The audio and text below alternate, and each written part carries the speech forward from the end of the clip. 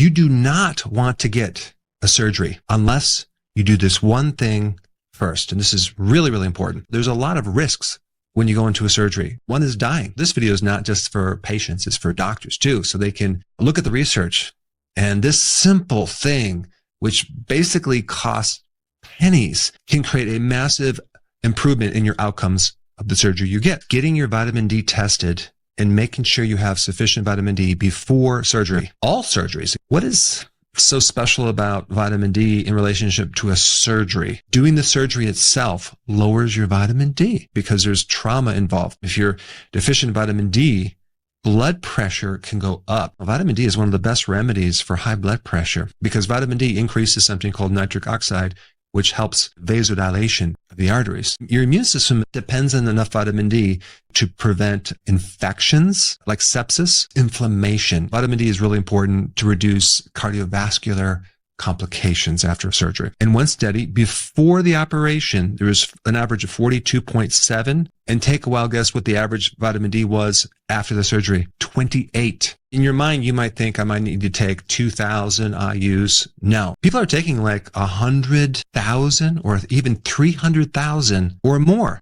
before surgery. Then you also have vitamin D affecting your muscles. If you don't have enough vitamin D to the muscles can become weak and your risk of falling down greatly goes up. If you're elderly, this is a problem because you might end up fracturing yourself. I mean, even if you do a search on Google Scholar, and I found 6 studies involving vitamin D and surgery for osteoporosis, another 10 studies on bone in general and vitamin D in relationship to healing after surgery. If someone has low vitamin D, their post-operative inflammatory indicators actually increase by 200%, and the wound that they just created takes longer to heal. I'm excited to tell you a little bit about a new product called Natural B12 Methylcobalamin with the B complex blend. What's really unique about this product is the B complex vitamins actually come from food, which is very different from most B vitamins, which come from petroleum. This B12 is not synthetic. It's the natural version called methylcobalamin. So if you want a really high quality B12, you might want to try this. Take one a day.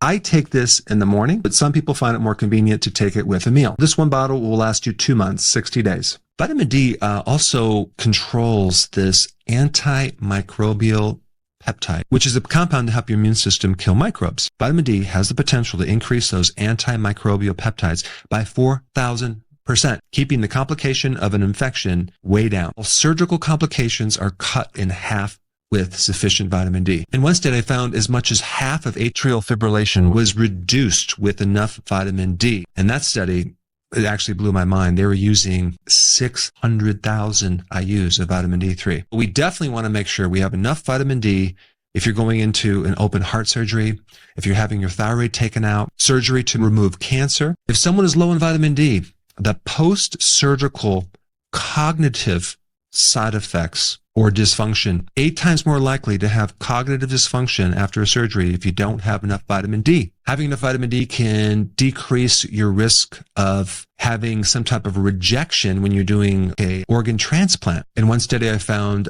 there was fewer complications, especially in the area of ventilators, when 120,000 IUs of vitamin D was used. When you think about vitamin D, think of fewer days in the hospital after the surgery, faster healing rates. There was a study involving children in intensive care. They loaded up these children 10,000 IUs per kilogram. At first, I thought it was a typo. It should have been 1,000 IUs, but it was actually 10,000 IUs. So some people are going to ask, well, what about the toxic effects? We're only talking about using these high doses, 3 days before surgery. We're not talking about using the high doses long term. You're not getting all that vitamin D to go in there, but you're at least saturating the body with enough to make sure that there's no cells that are insufficient. Now, there's also some interesting data about your adrenal glands, okay? Because going through a surgery puts a lot of stress on your adrenals. This is why they monitor your heart, because sometimes your adrenals might overcompensate with adrenaline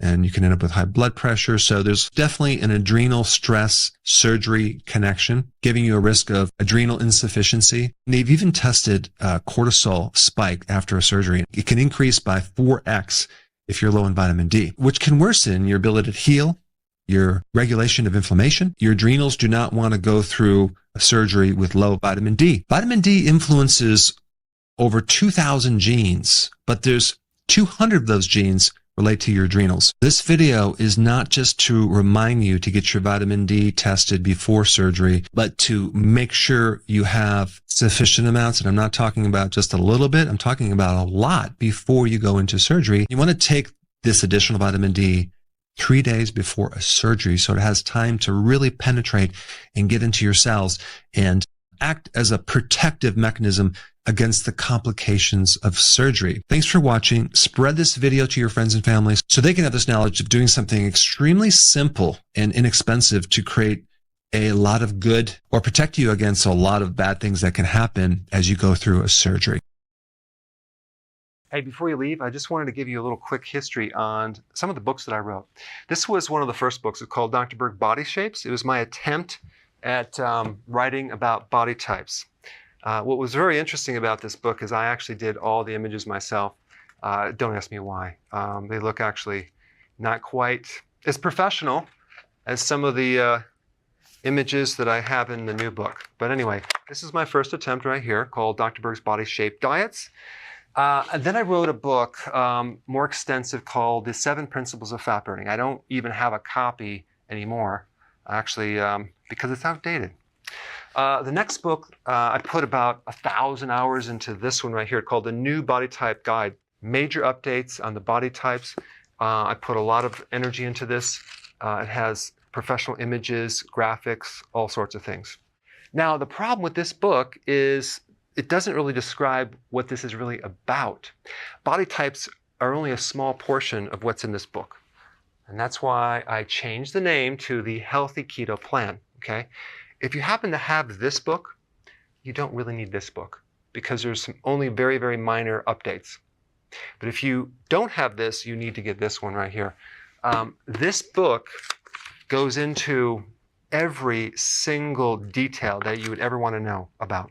It goes into the 7 principles of fat burning. It goes into hormones, the body types, the basic keto plan. It goes into intermittent fasting. I talk about the 10 fat-burning triggers and blockers and fat-burning strategies with a lot of details in every single chapter. I go into body issues that interfere with losing weight.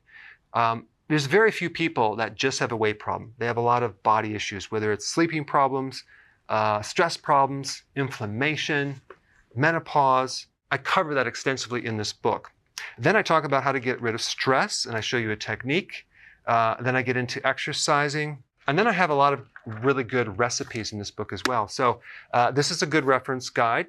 On my website, if you get this book, you get this one free. It's called Healthy Keto and Intermittent Fasting. This is the shortcut, quick guide to this book. And the reason I created this book is to have you, within 45 minutes, learn how to do keto, okay, in intermittent fasting, exactly what you need to do. Then you can fill in the blanks with this book right here. So right now I'm doing a special. If you get this book, you get this one totally free, or you can go to Amazon and get these individually.